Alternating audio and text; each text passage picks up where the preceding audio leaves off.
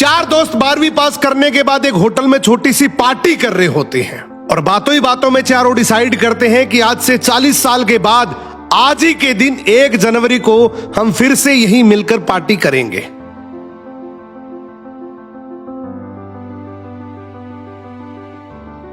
और हां, जो सबसे आखिर में आएगा सबका बिल वही पे करेगा।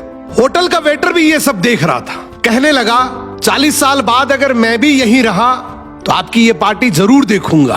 ठीक 40 साल बाद पहला दोस्त होटल पहुंचता है तो देखता है वो होटल अब 5 स्टार बन चुका है। अब वहां पर सब कुछ बदल चुका है। तो एक शख्स उसे पहचान जाता है और कहता है सर बैठिए, मैं आपको पहचान गया, मैं वही वेटर हूं जो अब इस होटल का मालिक बन चुका हूं। वो कहता है क्या बात है।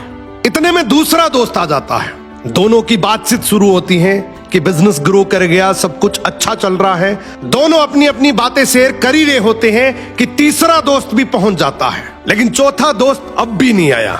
तो जो सेठ होता है वो कहता है आप ऑर्डर कीजिए, मेन्यू में खाना वगैरह सेलेक्ट कीजिए, इतने में आपका दोस्त भी आ जाएगा। अब खाना भी लग गया। वेट करते करते काफी देर हो गई।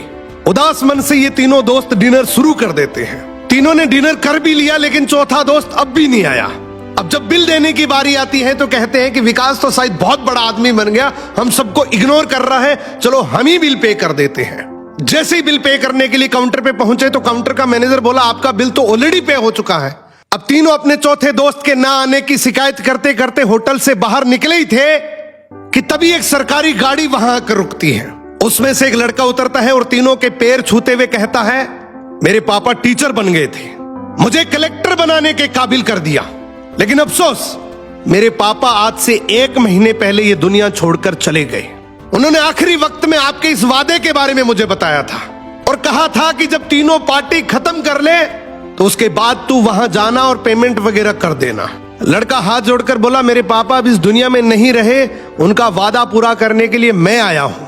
अब ये तीनों नम आंखों से रियलाइज करते हैं कि हम 40 साल बाद ही क्यों मिले, 40 दिन बाद क्यों नहीं मिले। स्वप्नों से हमेशा मिलते रहिए, इससे पहले कि कोई आपका अपना ये दुनिया छोड़कर चला जाए, क्योंकि आदमी सिर्फ एक पानी का बुलबुला है। अब ये रील टेक करो ऐसे दोस्त को जिससे आप काफी टाइम से नहीं मिले और अब उससे मिलना चाहते हो।